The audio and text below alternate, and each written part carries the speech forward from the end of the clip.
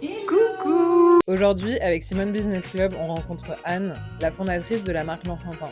Elle nous a invités dans son atelier pour qu'on parle de ses expériences et de son parcours entrepreneurial. Salut. Salut. Ça va? Ça va et toi? Ça va, très bien. Je vais te laisser déjà te présenter. Ok. Eh ben alors moi c'est Anne. Oui. Donc l'enfantin ça fait à peu près 3 ans maintenant. Ok. C'est une idée de mes enfants. Ouais. Quand ma fille Lou avait 2 ans, elle a commencé à dessiner et j'étais assise derrière elle Ouais. et j'ai trouvé ça fou en fait, la façon qu'elle avait de s'exprimer sur une feuille, des traits complètement abstraits. Et je me suis tout de suite dit que je pouvais pas ranger cette feuille en fait dans un tiroir, que c'était pas assez, qu'il fallait rendre hommage à son dessin.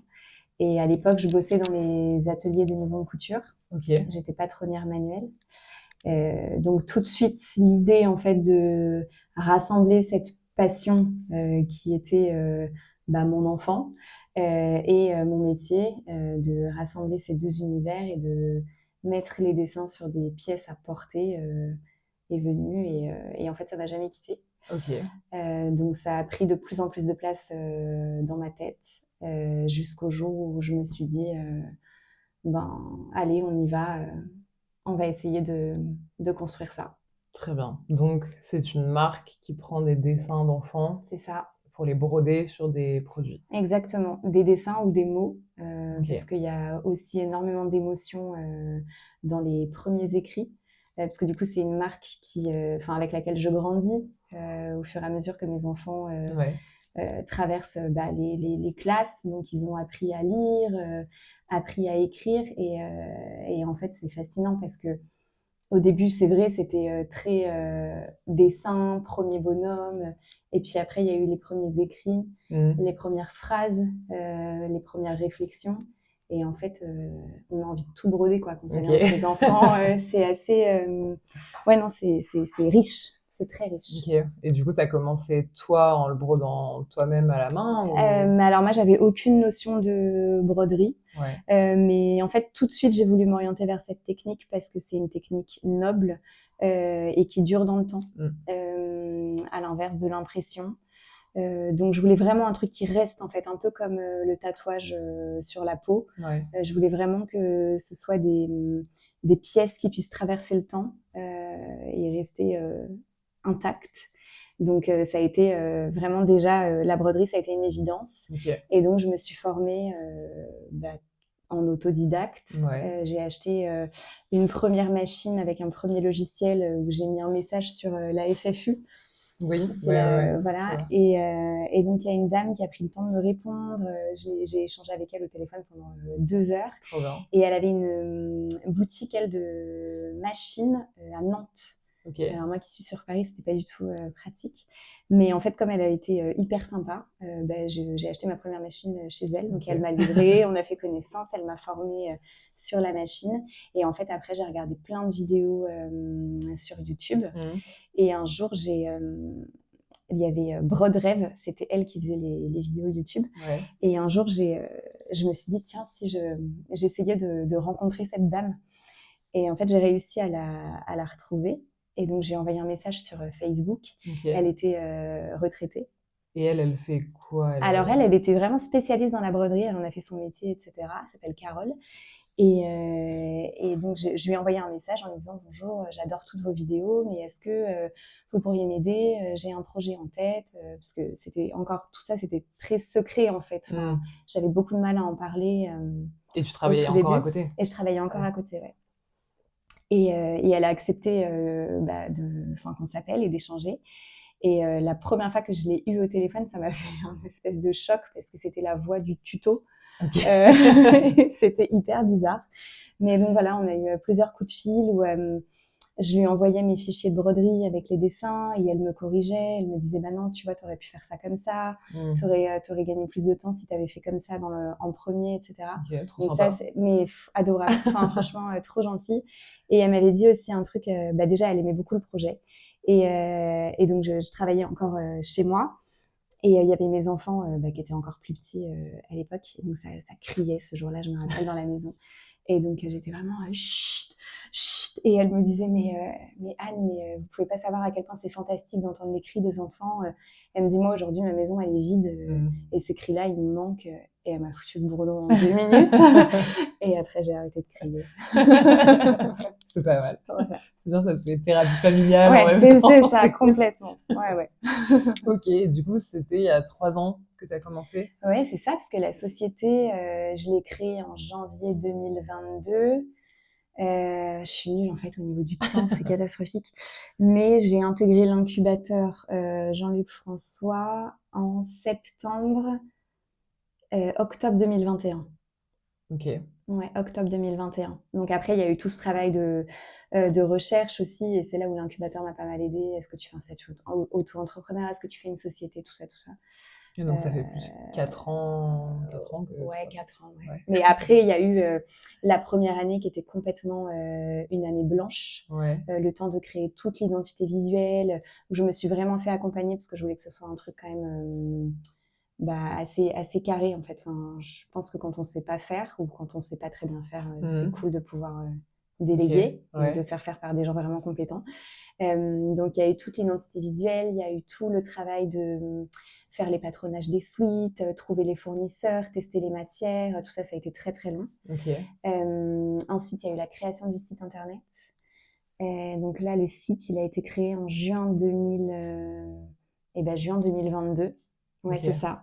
Donc, tu as eu plus ou moins une année de préparation avant de lancer. Exactement. Et puis même, de me former à fond à la broderie, parce que c'est quand même long d'apprendre à manier la machine, d'apprendre à manier le logiciel, les réglages selon les tissus. C'est un vrai taf, quoi. Donc tu t'es fait accompagner sur la partie branding, communication et tout, et toi, tu as travaillé plus le produit, quoi. Exactement, c'est ça. Et du coup, tu fais quoi comme produit? Alors, je fais quoi comme produit? Le premier produit que j'ai sorti, c'est le sweat.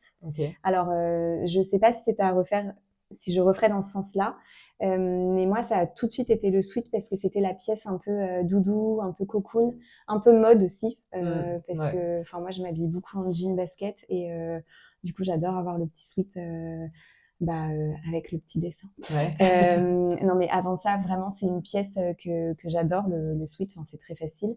Donc voilà, je fais des sweats. Ensuite, j'ai été vers les t-shirts parce que c'est quand même plus accessible car moins cher. Voilà. Les casquettes.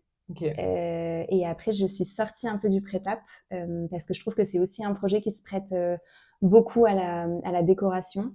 Et donc, on a sorti les housses de coussin. Donc, il y a 2 formats, il y a carré ou rectangle, et ça, c'est un peu intergénérationnel. Donc, les grands-mères adorent, les nounous aussi. Enfin, voilà, les coussins, ça marche aussi vraiment très bien. Et c'est sympa aussi d'avoir un autre...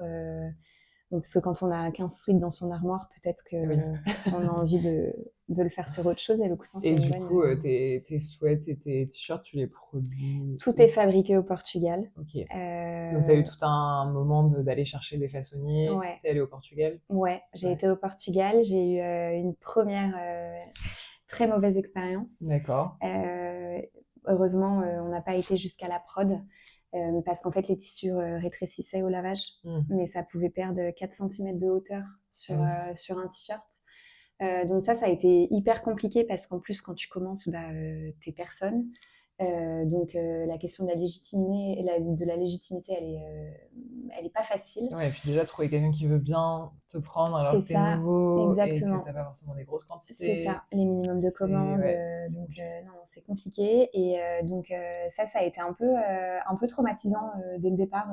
Tu te dis, putain, je vais jamais y arriver en fait. Ouais, c'est très très compliqué. Et donc... Et du coup, tu avais toute la période de développement produit. Ouais, c'est ça. Et c'est là que tu t'es rendu compte. Et en fait, premier proto, avant lancement de prod, je fais les tests matière parce qu'en fait, j'avais eu que des échantillons de matière jusque-là. Donc, et là, en fait, le truc, il rétrécit de fou. Je dis, non, mais je peux pas m'engager, en fait. Moi, c'est pas possible. Et ils n'avaient pas une solution à te proposer? Ils n'avaient pas un autre tissu? Non, et après, ça a été compliqué. Après, ça a été un peu conflictuel. Ouais, donc c'est hyper... moi je travaille là-dedans et c'est vraiment du relationnel en fait. Faut que tu t'entendes bien avec la personne. C'est plus là-dessus que ça se joue que sur autre chose, quoi. Non, mais en vrai, il aurait fallu laver tous les rouleaux, mais c'était pas. Ah oui. Pour eux, c'était pas possible, quoi. Bah, tu m'étonnes. Donc, ce qui s'est passé, c'est que j'ai dû faire machine arrière. Et en fait, entre-temps, j'avais commandé du tissu en France pour faire des protos, pour faire le premier shoot, en attendant la prod du Portugal. Et j'ai testé le rouleau, du coup, Made in France. Et là, gros coup de cœur pour la matière, qui ne bougeait pas au lavage. Et en fait, ce fournisseur a été très sympa.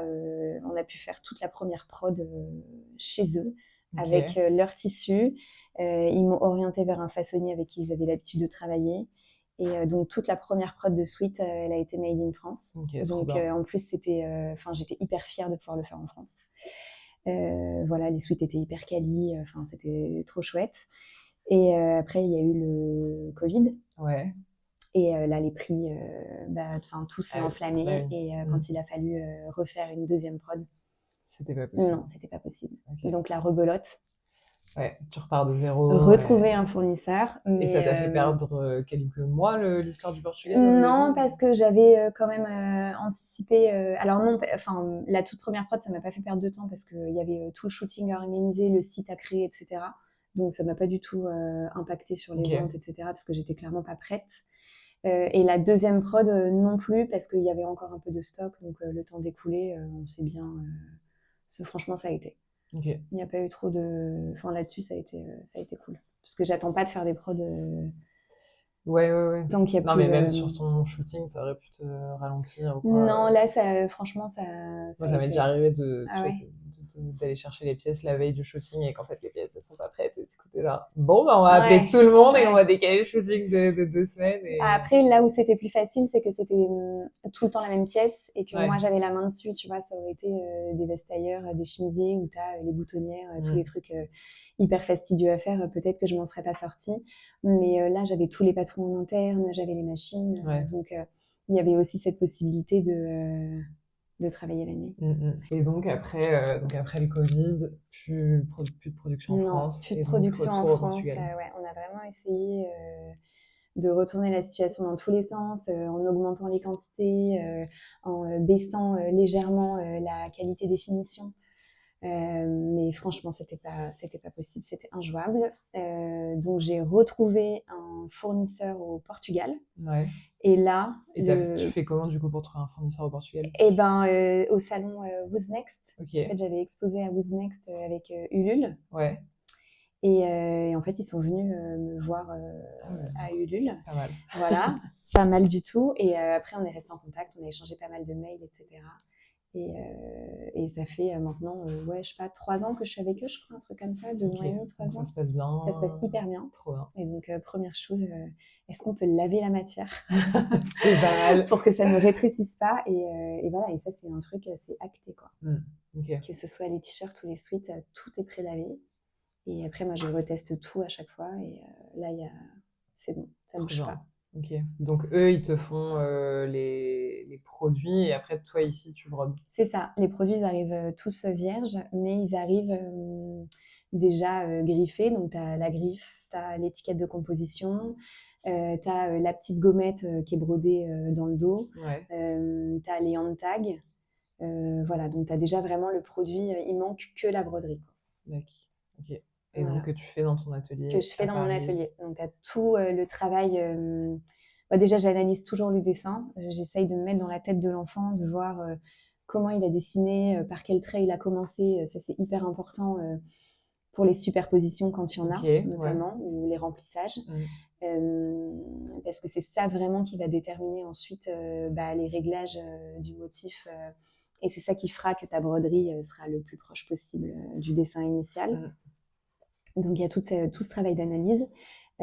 Ensuite, il y a tout le travail sur le logiciel où on propose sur le site, la personnalisation, elle est assez ludique parce que déjà, je veux bien que tu m'expliques de A à Z le process client ou la cliente, qu'est-ce qui se passe. Alors, il arrive sur le site. Déjà, il choisit s'il veut un sweat ou un t-shirt. Et ensuite, tu as 2 sous-parties. Tu as le t-shirt dessin ou le t-shirt écriture. Ok. Parce qu'évidemment, c'est pas du tout le même temps de travail.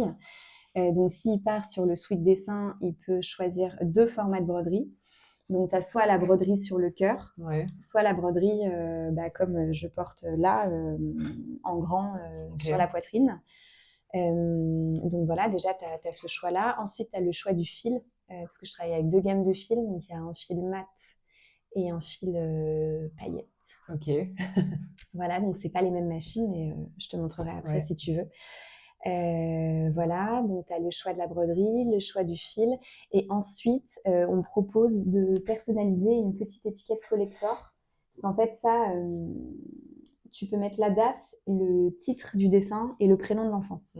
Okay. Parce qu'en fait, au tout début du projet, quand mes enfants dessinaient, etc., à chaque fois, moi, je marquais la date parce que je suis une maman ultra nostalgique. Je dis tout le temps que ça passe vite. Et donc, je marquais la date et je leur demandais toujours et c'est quoi? Qu'est-ce que tu as dessiné? Et en fait, souvent, la phrase qui te sort pour te décrire le dessin, mais elle est aussi magique que le dessin en lui-même. En fait, il y a tout un imaginaire et donc je trouvais ça trop dommage d'avoir juste une pièce brodée, mais qu'il n'y ait pas déjà cette notion, voilà, déjà la notion du temps et puis l'explication. Parce que ça, c'est assez rigolo quand même. Okay. Donc voilà, les mots des enfants. Ok, et du coup, donc ils choisissent tout ça sur le site. C'est ça. Et toi, donc tu fais la broderie. Ouais. Et ok, et ça met combien de temps Alors, ça dépend des périodes. Mm. Il y a 2 grosses périodes dans l'année. Il y a Noël. Et après, il y a la fête des mères et la fête des pères, mais qui sont des fêtes quand même très proches dans le calendrier. Donc, je dirais, pour une commande classique, je dirais une quinzaine de jours. Okay. Ça peut aller beaucoup plus vite quand c'est des périodes calmes. Et après, quand c'est des grosses périodes, en fait, je mets toujours une date limite de commande. Donc, si par exemple, je dis, voilà, j'arrête les commandes le 14 juin et que tu commandes le 13, tu seras quand même livré à temps et tu auras un short délai. Mais parce que moi, en amont, je me suis organisée et que je sais que c'est une période de rush. Donc, on pousse, quoi. Mais, c'est vraiment une marque où tu as des grosses périodes de rush et des périodes... Il y a beaucoup de saisonnalité, ouais. Mais parce que du coup, c'est plus du cadeau, quoi. Exactement. C'est ça. C'est vraiment... déjà, ma clientèle, elle est 98% féminine. Ouais. Donc, je perds pas espoir. Parce que il y a quand même un petit peu plus d'hommes maintenant qui commandent pour leurs femmes. Donc, c'est pas mal, j'y crois. Mais tes produits, ils sont... Pour femmes ou non, pardon, ils sont mixtes. J'ai une gamme sweat femme et une gamme sweat homme et pareil pour les t-shirts. Okay. Mais parce que pour moi, en fait, mais après, c'est très personnel, mais je trouve que l'unisexe va toujours à mieux à l'un qu'à l'autre. Et du coup, les sweat femmes n'ont pas du tout la même coupe que les sweat hommes. Ouais. Voilà. Mais du coup, tu vends peu d'hommes. Je vends quasiment que de l'homme. Ah, tu vends quasiment que de l'homme. l'homme. Oui, parce qu'en fait, c'est les femmes qui achètent. Oui, moi je pensais que tu disais là, je pensais que c'était les femmes qui achetaient même pour elles. Non. Alors elles n'ont pas encore trop le réflexe. Ça vient, ça commence à venir, mais en fait elles ont plus le réflexe cadeau et quand elles font un cadeau, c'est à leur conjoint. Ah oui. Et donc là, je vends beaucoup plus d'hommes que de femmes. Ok. Ah oui. Marrant. Ah oui, je pensais que c'était vraiment l'inverse. Ok.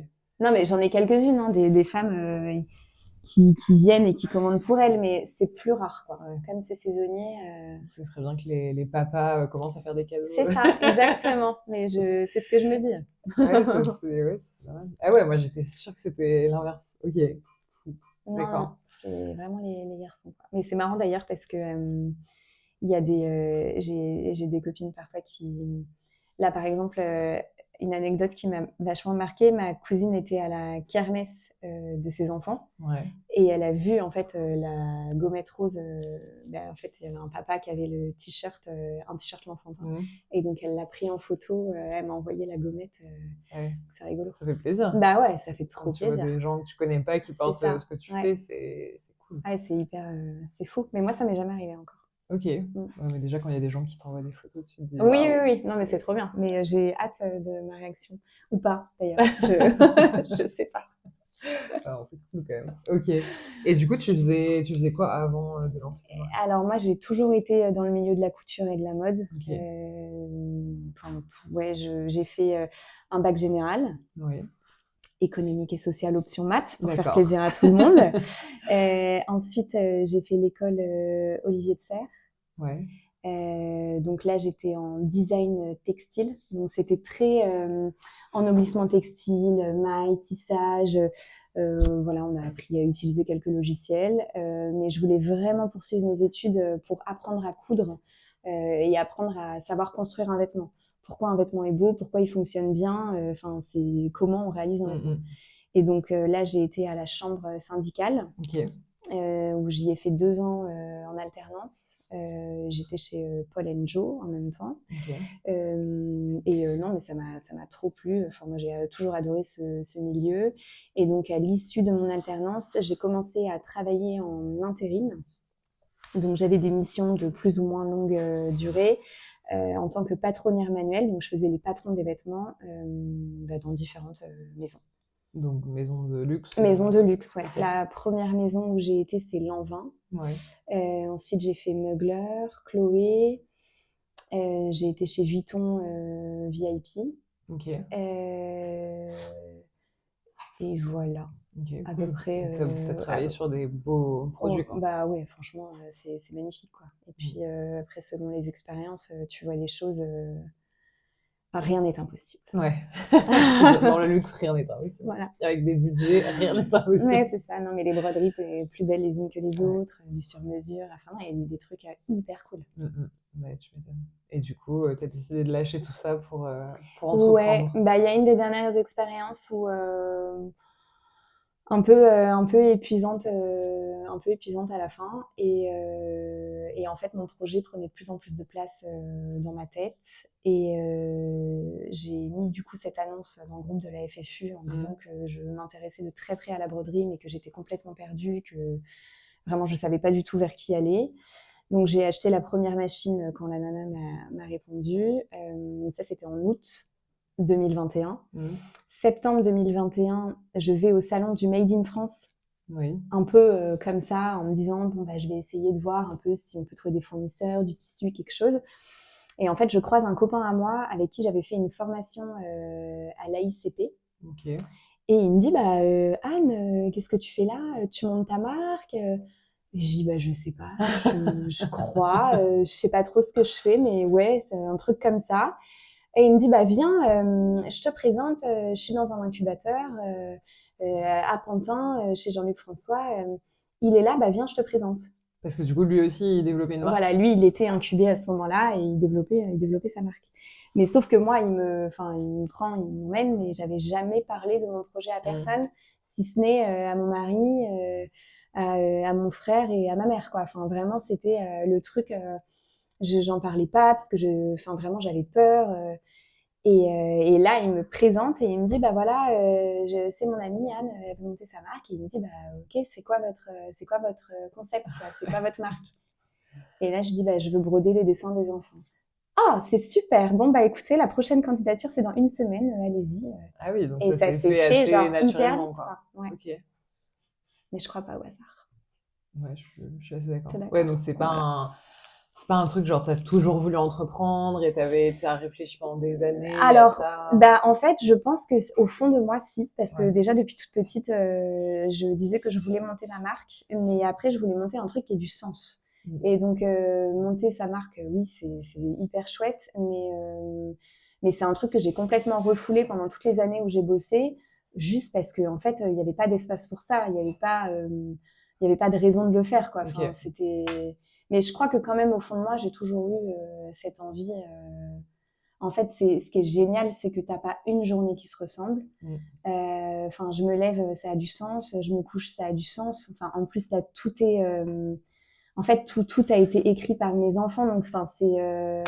Ouais, ça a du sens, quoi. Bah ouais, ça a du sens. Enfin, c'est facile. Enfin, Ouais. t'as compris. Oui, oui. Voilà. Mais Et ouais, c'était le bon moment, enfin, le bon exactement. timing. Ouais. Mais après, j'ai pas cherché une idée absolument. C'est venu. Je pense que c'est le mieux. Hein. Bah, ouais, moi, je trouve ça trop bien. Mm. On verra après, mais pour l'instant, c'est très naturel. Donc, tu as lancé ça, donc ça fait 4 ans, finalement. Et est-ce que tu t'es financé, ou est-ce que tu as... Alors, ça a été un gros sujet. J'avais quelques économies de côté que j'ai totalement investi au départ pour rémunérer les différentes personnes avec qui je travaillais. J'ai mon frère aussi qui a investi dans le projet. D'accord. Alors mon frère, incroyable, on a une super relation déjà, c'est mon grand frère. Mais quand je lui ai parlé du projet, moi je pensais qu'il allait me dire oh là là, t'es relou. T'es très relou, ma sœur. Mais en fait, pas du tout. Déjà, il m'a écouté. Il a trouvé ça génial, alors qu'il n'a pas d'enfant. Il est pas du tout. Il est gaga en tant que tonton, mais c'est pas du tout. Il était pas du tout dans le même mood que moi. Donc vraiment, je pensais que ça lui passerait, mais complètement au-dessus, quoi. Okay. Puis mon frère, c'est pas un créatif. C'est plutôt le côté. C'est le cerveau, quoi. C'est le côté financier, bien pensé, tout ça. Et en fait, non, tout de suite, il m'a dit, mais c'est génial, mais t'as trop raison. Et en fait, il m'a aidé. Il m'a vraiment aidé. Donc, c'est mon associé. Ah oui. Ah oui. Donc, il t'a vraiment aidé, quoi. Il m'a vraiment aidé, ouais. Mais en fait, ne serait-ce que d'y croire, il m'a aidé. Ouais. Bah, c'est sûr que l'entourage... C'est déterminant. Ouais. C'est vraiment déterminant. Même mon mari, franchement, c'est fou, quoi. Ouais, je pense qu'entreprendre, si t'as pas un entourage qui te soutient, c'est... Bah, tu peux pas. Ouais. Honnêtement, je pense que tu peux pas. Ou alors, ouais, tu te mets tout le monde à dos et tu finis seul et t'as plus d'entourage. Voilà. Ouais. Fin d'histoire. Il y a peut-être des entourages qui ne valent pas la peine. S'ils te soutiennent pas, c'est que... Exactement. Non, mais bien sûr. Mais c'est vrai que moi, je me sens hyper chanceuse parce que pour le coup, j'ai été écoutée, entourée. On m'a jamais rayonnée, en fait. Tu vois. Après, c'est aussi venu d'un sentiment finalement hyper mature où... j'étais maman, la tête quand même sur les épaules, j'avais déjà bossé, donc je pense que j'ai mesuré quand même, oui et non, mais je pense que j'ai quand même mesuré chaque pas que je faisais, tu vois, bien sûr qu'il y a de la folie, je pense, pour entreprendre et pour créer, mais j'aurais pas fait n'importe quoi non plus. J'ai essayé vraiment de faire les choses le plus consciencieusement possible, parce que déjà que je trouve quand tu fais bien, c'est dur. Ouais. Même quand tu le prépares, quand tu le réfléchis. Donc, j'aurais pas imaginé finalement le faire un peu... à l'arrache. Ouais, non.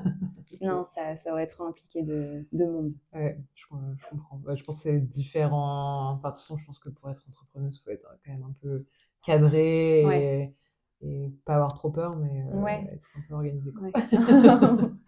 Et du coup, t'as eu 1 an à un peu organiser ce que c'était la marque et tout, et t'as commencé à vendre.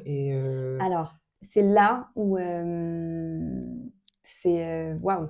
Le site, je m'en rappelle, Kevin, donc le développeur avec qui je travaille, me dit bon bah voilà Anne, c'est bon, j'appuie sur le bouton, le site est en ligne. Super, c'est bon, j'ai mes suites, j'ai mon site, trop cool quoi. On y va, c'est bien, ça existe. Et en fait, pas du tout. Là, en fait, pendant 1 an, il se passe rien. Et donc c'est là où dans la tête c'est très compliqué parce que t'as envie de crier que c'est injuste en fait, que c'est pas normal, que non mais que tout est prêt en fait, c'est cool, allez venez. Et une rencontre, c'est très rigolo, dans un train, on part au ski, des grèves incroyables. On se retrouve à monter dans un train sans billets avec une autre famille, trop sympa, les enfants commencent à sympathiser, nous aussi les parents, etc. Et donc je discute avec cette nana-là et on se présente et elle me dit mais toi tu fais quoi? Je dis voilà, je viens de monter ma marque et tout. Elle me dit ah génial, tu devrais trop en parler à une amie à moi qui a son agence de com, elle connaît toutes les marques et puis au début moi tu me dis agence de com, vraiment ça me parle pas du tout en fait. Je vois pas à quoi ça va servir. Mais parce que tu avais déjà été accompagnée quand même sur le branding. Alors, tout ça. Oui, mais en fait, tu as agence de com et agence de com. Ouais. Et c'est là aussi que moi, j'ai un peu... Enfin, je connaissais pas tous les dessous de la com, mais en fait, c'est hyper vaste. La première agence de com avec qui j'ai bossé, ils m'ont fait toute l'identité visuelle. Ils m'ont organisé le shooting, etc. Ils m'ont fait toute la charte graphique. Ils m'ont construit l'image de marque, en gros. Là, la deuxième agence de com avec laquelle j'ai bossé, c'était vraiment de l'influence pour faire connaître la marque. Donc, c'est de la com, mais finalement, c'est... Ouais, c'est hyper large, la com. Voilà, enfin, et puis moi, je ne viens pas de là, donc... c'est un peu un mot fourre-tout. C'est ça, c'était très abstrait. Et donc, elle me dit, bah, elle a son agence de com, elle connaît toutes les marques, tu devrais trop l'appeler. Et puis, je sais pas, je note le nom et j'appelle... 2 mois plus tard, quelque chose comme ça, quand j'étais vraiment bien en PLS et que ça clignotait. Et elle me dit, bah vas-y, on va essayer, on va faire un accompagnement. Elle m'explique un peu le système, donc c'est du gifting influence. Ok, je connais pas, mais on y va, pas de souci. Et donc, on lance le truc en avril. Donc, on fait un partenariat de 3 mois. Donc, avril, mai, juin. Ok. Première fête des mères et fête des pères.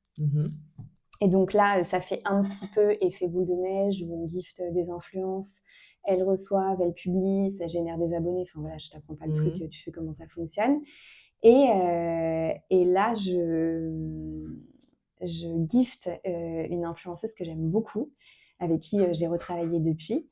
Et je me dis, bon, bah, trop bien, je la gift, elle va avoir son truc. Et puis moi, je pars en week-end pendant 4 jours avec mon mari et des copains à Istanbul. Et je me dis, bah, trop bien, je verrai ses stories sur place et tout, trop chouette.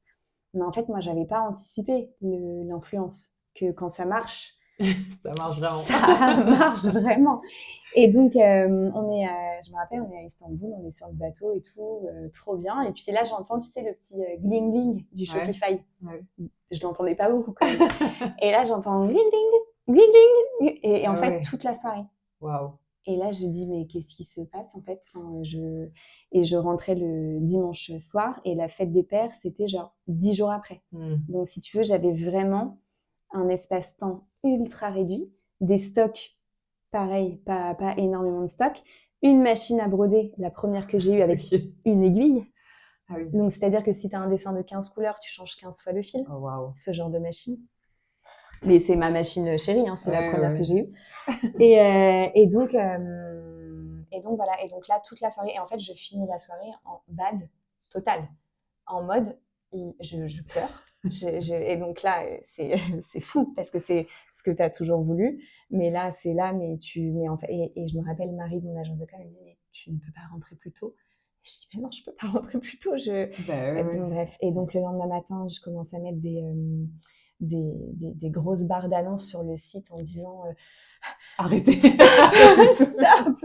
je ne peux plus, je ne vais pas. Enfin, non, j'essaye de rester très professionnelle, mais en raison d'un trop grand nombre de commandes, voilà, les livraisons ne sont plus garanties à temps pour la fête des pères.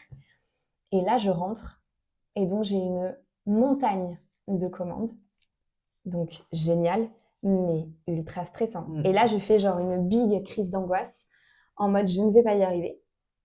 Tu n'as même pas lancé ta marque, que tu vas déjà tu vas te planter en fait. Enfin, c'est mort. Tu vois, tous ces gens qui t'attendent là, mais c'est pas possible en fait. Ils ne vont pas. Et mon mari m'a dit allez, on prend une feuille, on fait ton planning. Donc je me levais genre à 5h du matin et je me couchais hyper tard, 23h, minuit. J'ai pas été chercher une seule fois mes enfants à l'école. J'ai pas fait à manger. Il y a ma mère, mon mari, mes copines qui venaient m'aider le soir, les week-ends, à emballer, à coudre les trucs et tout. Et on a réussi à tout envoyer à temps. Wow. Ouais, donc encore une fois, l'entourage. Ah ouais, non, mais l'entourage béton, quoi. Mais de toute façon, ils sont là maintenant à chaque rush, mais je pleure plus parce que je suis préparée. Donc ça va. C'est normal quand t'es entrepreneuse, entrepreneur, c'est juste des hauts et des bas et c'est genre ouh, c'est incroyable, et après t'es genre oh putain, il faut falloir gérer tout ça. Mais cette première fête des pères, mais je m'en souviendrai toute ma vie, quoi. Vraiment, ça a été un peu traumatisant. Mais après, voilà, aujourd'hui j'en rigole parce que tout s'est bien terminé. Mais il y a eu quelques petits couacs, hein. Il y a eu des étiquettes collector où, je sais pas moi, il manquait une lettre au prénom, pas parce qu'on avait été trop vite, ou parce que la date, c'était pas le bon mois. Donc, Bon, après, on a tout corrigé, on a tout bien envoyé, mais... Mais ça fait quand même plaisir après 1 an de... Mais je trouve qu'il y a vachement un truc, quand tu te lances dans l'entrepreneuriat, t'as entendu plein d'histoires et ça te crée une fausse image de certaines choses, genre que si t'as un site internet, tu vas faire des ventes, Mais alors non, mais... que pas du tout, parce qu'en Ah fait, non. les gros sites, genre Non. Zalando et tout, ils lâchent des Mais budgets bien sûr. incroyables de Mais bien communication sûr. que nous, on voit pas. Mais c'est pour ça qu'il y a du monde qui va sur leur site. Mais Mais oui, du coup, oui. Mais toi, moi, quand tu arrives et que tu as ton petit site et que tu n'as pas mais... prévu tout le budget comme Mais à non. côté, il y a Mais personne. ça, moi, j'ai mis des plombs à le comprendre. Ouais. Bah, parce qu'on n'en parle pas, en fait. Bah, ouais, c'est pas si évident que ça, en fait. C'est pas si limpide. Ouais, clairement. Mais C'est pour ça vrai que je fais ce genre d'interview, tu vois, Bah, pour que bravo. les gens, quand tu te lances et que tu te dis je vais faire mon Ouais. site, que tu saches que en fait, même tu peux avoir le plus beau site du monde avec les meilleurs produits, si personne ne Si sait t'as qu'il pas de existe, pub, eh ben... ou si t'as personne pour relayer, oui, c'est clair que ça Ouais. sert à rien du tout, quoi. Donc toi, ce qui t'a beaucoup aidé, c'est l'influence. Moi, je leur dois tout. Ok. C'est ce qui m'a lancée. Et c'est ce qui me fait marcher encore aujourd'hui, en fait. Et du coup, c'est que influence gifting? Oui. Ok. Mm. Trop bien. Et donc, il y a il y a des influenceuses avec qui on retravaille régulièrement, parce que pareil, leurs enfants grandissent. Donc, c'est marrant, d'ailleurs, je suis un peu l'évolution de leurs enfants à travers les dessins. Ah tiens, ça y est, il fait plus de fautes. Mais donc, non, c'est hyper chouette. Ouais, C'est hyper chouette. Mais en fait, ça marche parce que ça parle aux gens. Et parce que c'est vraiment une façon de montrer ton travail, c'est hyper sain, en fait. C'est... Oui, et puis j'imagine que vu que c'est uniquement du gifting, elles choisissent quand même ta marque parce que ça leur parle, parce qu'elles aiment bien. Et exactement. Du coup, je pense que c'est la meilleure influence que tu puisses avoir. Et puis c'est sincère. Ouais, déjà, ça vient de tes enfants, donc c'est tes tripes. Enfin, franchement, tu peux pas mentir sur tes enfants, c'est pas possible. Et oui, et je pense que si t'en parles, en fait, c'est ça, c'est que c'est un projet, c'est l'émotion. Donc, si t'as envie d'en parler, c'est forcément tes tripes qui sont mises sur la table. Et donc, ça, je pense que c'est universel, en fait, en tant que maman. Et c'est trop bien, parce que moi, c'est vraiment ça que je veux transmettre, en fait, avec mes broderies, quoi. Ouais, c'est trop bien. Donc, merci. Okay. Mais je leur dois tout à mes petits lapins. Ouais, c'est trop bien. Ok. Et donc, ce que je te disais tout à l'heure, donc ça fait 4 ans que tu as ta marque. Est-ce que tu te rémunères? Non, pas encore, mais là, c'est l'année où ça va se faire. Ok. Parce que on a fait une très bonne année 2025. D'accord. Finalement, il n'y a pas tant d'années que ça à titre de comparaison, puisqu'il y a eu quand même une année où il ne s'est rien passé. Mais non, et puis là, depuis début septembre, je fais un coaching avec une très bonne amie à moi qui m'aide en fait à avoir une vision, déjà un peu à me structurer, à me cadrer, parce que parfois j'ai un peu tendance à aller dans tous les sens. Okay. Voilà. Et puis surtout avoir une vision sur le moyen terme et sur le long terme. Et ça m'aide beaucoup. Ok, et peut-être un peu plus business, genre rentabilité. Exactement, parce que là, je te parle depuis tout à l'heure de la personnalisation, mais il y a aussi une collection permanente qui existe, mais qui n'est pas encore visible comme elle devrait l'être. Et c'est vraiment ça l'enjeu là, de 2026. Et il y a quoi sur la collection permanente? Alors, c'est que des dessins d'enfants. En fait, c'est une vraie collection qui est dessinée entièrement par les enfants. Par mes enfants, pour le coup, en fait, pratique. T'as des designers à la maison, c'est vrai. Ça va, tu dis ça comme ça, parce que t'en as qui me disent tu les exploites. Ils adorent dessiner, c'est pas de ma faute. C'est bien. Et donc voilà, et là, ce serait vraiment une collection que tu peux vendre après en B2B. Ouais. Je confonds tout le temps B2B, B2C, c'est horrible. Ouais, B2B. Ouais, ok. Ouais, parce que là, tu fais tout sur ton site. Exactement. Ok. Ouais. Donc voilà, là, c'est vraiment le challenge 2026. D'accord. Développer la collection permanente. De passer en wholesale. Exactement, c'est ça. Parce que j'ai déjà testé, en fait. Et c'est pour ça que je veux absolument le développer. C'est que les 2 fois où j'ai fait le salon Who's Next avec Ulule, les 2 fois, il y a eu des ventes en direct où j'ai signé les bons de commande sur le salon pour des boutiques. Donc, si tu veux, le but, c'est, bien sûr, tu peux personnaliser avec le dessin de ton enfant, mais il y a aussi des dessins d'enfants qui sont hyper beaux, hyper bruts, spontanés, colorés. En fait, c'est déjà du graphisme, tu vois. Et c'est... Enfin, pour moi, c'est des pépites, quoi. Enfin, je dis souvent, mais c'est des pépites, vos trucs, parce que toi, en tant qu'adulte, tu vas te prendre la tête à réfléchir à putain, quelle couleur, quel trait, t'es sûr c'est bon stylo, comment je vais faire? Eux, ils arrivent.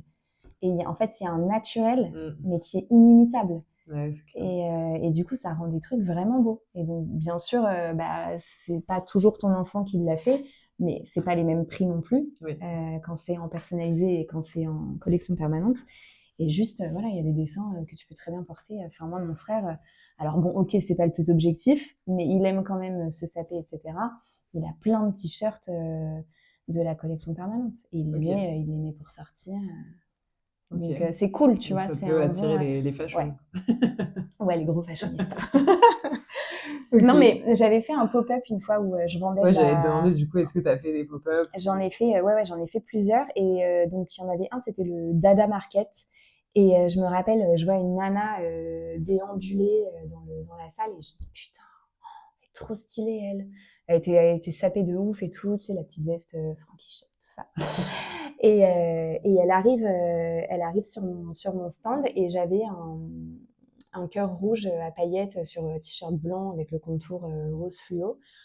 Et elle me dit, il est sympa et tout. Donc je commence un peu à lui raconter voilà l'histoire, que c'est que des broderies dessinées par les enfants, etc. Elle me dit, c'est trop cool et tout. Et elle m'achète le t-shirt. Et elle me dit, c'est fou parce que je n'achète jamais de couleur. Et vous êtes en train de me faire aimer la couleur.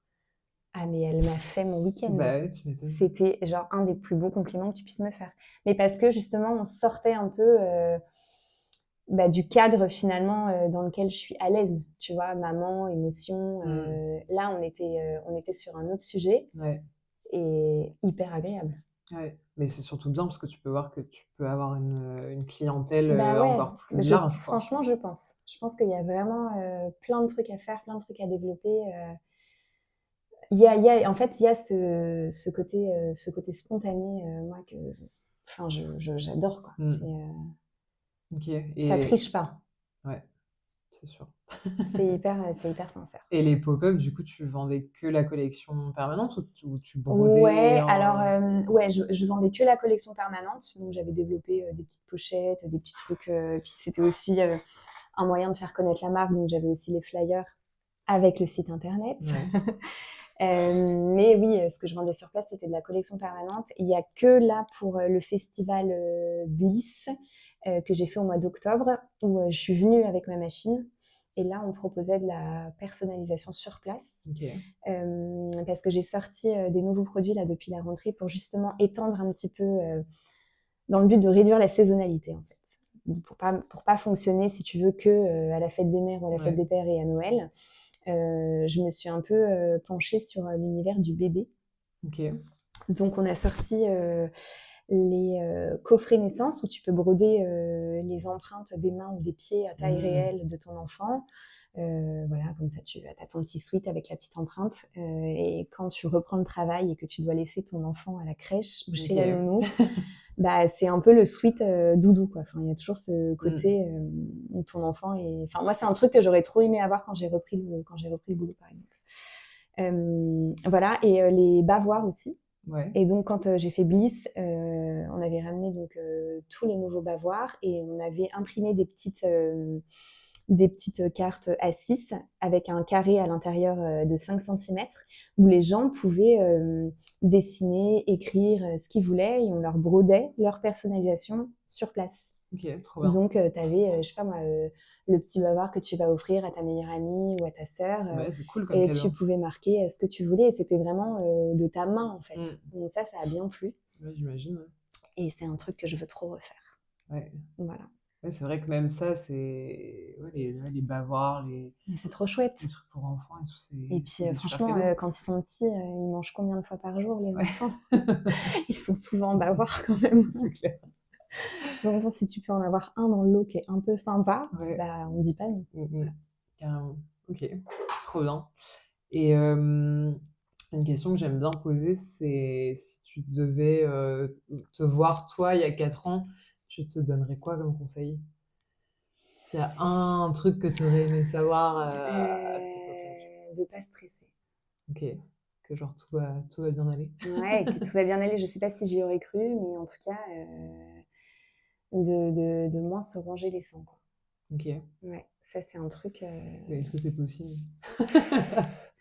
Je sais pas, mais en tout cas, c'est ce que j'aurais aimé me dire ou qu'une petite voix me dise, mais une voix qui me parle vraiment à moi, en fait, tu vois. Parce que évidemment que tout ton entourage te le dit, mais ça, je trouve que c'est le plus compliqué dans l'entrepreneuriat. Ouais, le côté émotionnel. Ah ouais. T'as des jours, tu te lèves, tu te dis, je vais... trop bien, je vais tout cartonner, ça va être trop cool, on va faire ça va marcher, ça va être trop bien.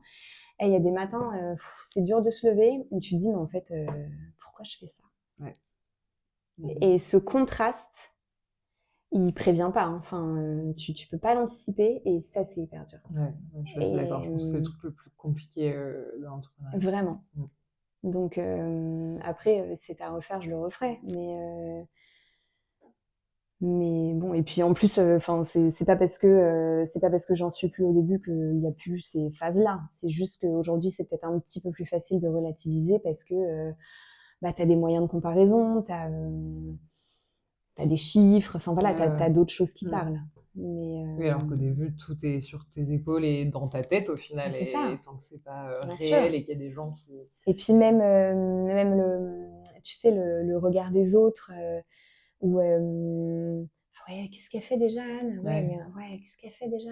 Ah, alors, ça avance ton bordel?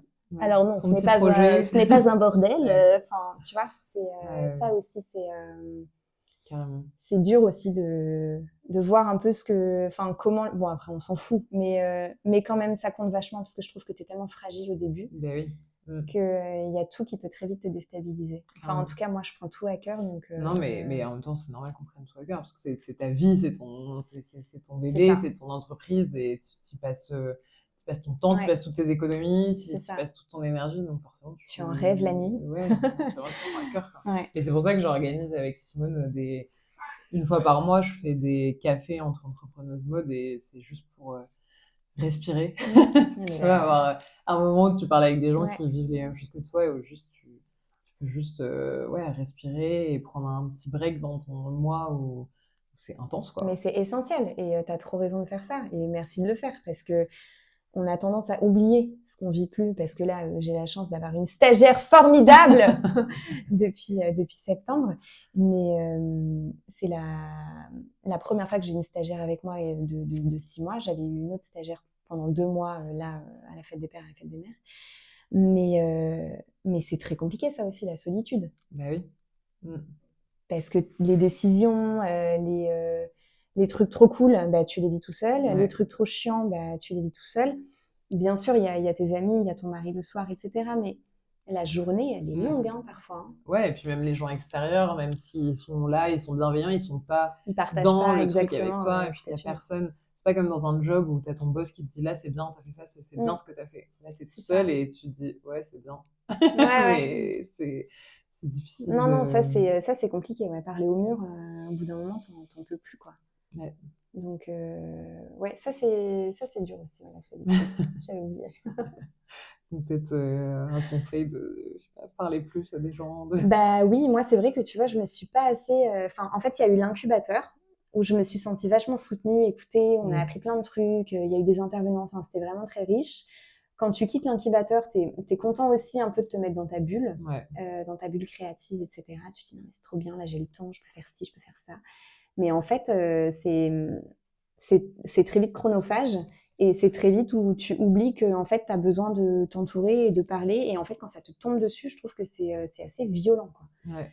Et c'est vrai que j'ai pas du tout pris la peine ensuite de chercher justement, tu vois, des collectifs ou des trucs entrepreneurs qui mêlaient des entrepreneurs pour sortir justement de cette solitude. Ouais. Puis je pense que c'est important aussi même de prendre un peu un step back de ta vie de tous les jours et ça t'aide un peu à réfléchir à là où t'en es. Bien et sûr. Puis moi quand j'étais incubée, ce que j'aimais bien c'était une fois par mois de parler avec quelqu'un qui suit ce que tu fais mais de loin et qui te dit bah là t'as vu en un mois t'as fait ça. Et c'est vrai que toi tu t'en rends pas compte quand t'es tout seul. tu fais 1 milliard de choses et tu te dis, et t'es juste en train de penser à qu'est-ce qu'il faut faire. Exactement, c'est trop ça. Et c'est hyper important d'avoir ces moments-là où tu te dis, ouais, j'ai quand même déjà fait tout ça. Il y a ça qui a bien marché, il y a ça qui a bien marché, mais je pense que les entrepreneurs, on a du mal à. Ouais, Moi, j'arrive pas à regarder derrière et à me dire, ah, il y a tout ça. Ben, non, et même à se célébrer, tu vois, à se dire, genre, t'as accompli tout ça. Et c'est bien, mais non, on a du mal. Ouais, c'est vrai. C'est vrai. Bah, tu as plus en fait en tête, et après, heureusement, c'est ce qui te fait avancer, la vision de là où tu veux aller, que de là d'où tu pars, quoi. Ouais, mais c'est vrai que c'est un truc où je pense que c'est bien aussi de vivre dans le présent. Ouais, c'est sûr. En tant qu'entrepreneur, on se dit, ça sera bien quand on serait là. Et du coup, on oublie parfois de faire attention à nous-mêmes, quoi. Ouais, bah, ça, complètement. Il y a même un petit côté maltraitance. Hein. Ouais, clairement. Tu traiterais jamais un employé comme tu te traites. Non. Non, t'aurais l'inspection du travail au cul, c'est sûr. Clairement. Pour finir cet entretien, j'ai demandé à Anne de nous montrer son atelier et quelques-uns de ses produits. Montrer des casquettes. Déjà, un super atelier, quand même. Ah, merci. On n'est pas peu fiers. Hein. T'as vu la moquette rose à paillettes ou pas? Ouais, pas mal. Franchement. Donc, on a les petites casquettes rose pâle et bleu marine. Donc, ça, typiquement, c'est un cœur dessiné par Lou. Donc, c'est un cœur de la collection permanente. Et donc, elles sont faites au Portugal? Ouais, c'est ça. Tout est fait au Portugal. Là, on a un petit coussin. Ah non, tu peux pas, il est en plein milieu. Merde. Le coussin de mamie. Après, qu'est-ce que j'ai? J'ai les tote bags. Ok. Voilà. Après, j'ai les... On ne sait pas commercialiser les pochettes. Après, j'ai les sweats. Ok. Et du coup, le sweat, il est à combien? Le sweat dessin, comme ça, il est à 145. Ok. Ouais, c'est ça, il est à 145. C'est même prix petit ou grand format de broderie sur le sweat. Voilà. Après, il y a les nouveaux bavoirs, il y a les... Tac. Hop. Après, c'est ça dont je te parlais tout à l'heure, c'est les bavoirs. Ils sont les chouchous qui sont faits. Ils sont là. Tac. Ah, ouais, non, t'inquiète, c'est bon. J'ai montré le... Donc là... Ils sont trop cute, en plus. Ouais, écoute, merci beaucoup. C'est gentil, nous, on les aime beaucoup aussi. Mais tu vois, on sort les petits bavoirs avec les petits chouchous. Comme ça, la maman, elle est matchy-matchy avec le bébé. Donc ça, c'est vraiment les nouveautés. On va les shooter là très, très prochainement. Voilà. Et ils sont à combien, du coup? Et ben, j'ai pas fixé les prix encore. D'accord. Donc, vous le saurez bientôt. Voilà. C'est ça. Et en petite nouveauté aussi, on va avoir les pochettes définition qui parlent un peu à tout le monde avec plein de petits mots différents. D'accord. Voilà. Et je voulais te montrer aussi le petit coffret naissance. Tac, tac, tac. Où en fait, tu reçois donc le coffret à offrir ou à s'offrir et tu peux faire broder à taille réelle l'empreinte de ton bébé. Donc, tu as le petit tampon encreur avec les petites cartelettes. Ensuite, tu as l'enveloppe pré-timbrée. Tu nous renvoies le petit bon de commande en disant quelle suite tu choisis, quelle couleur, quelle taille, avec l'empreinte. Et nous, on te renvoie ton suite brodé. Trop bien. Voilà. Trop cool. Voilà. Mais je pense que... parce que j'ai pas de... Après, tu vois, là, j'ai brodé celui-là avant que tu arrives. Ok.